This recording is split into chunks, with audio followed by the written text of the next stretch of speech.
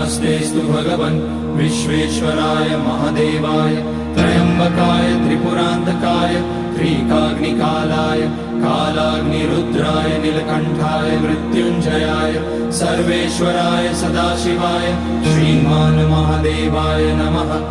ॐ नमः शम्भवाय च मयोभवाय च नमः शङ्कराय च मयस्कराय च नमः शिवाय च शिवतराय च।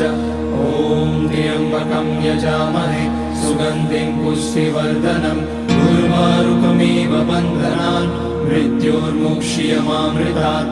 नागेन्द्रहाराय त्रिलोचनाय भस्माङ्गराय महेश्वराय नित्याय शुद्धाय दिगम्बराय तस्मै नकाराय नमः शिवाय। मन्दाकिनी सलिलचन्दन चर्चिताय नन्दीश्वर प्रमथनाथ महेश्वराय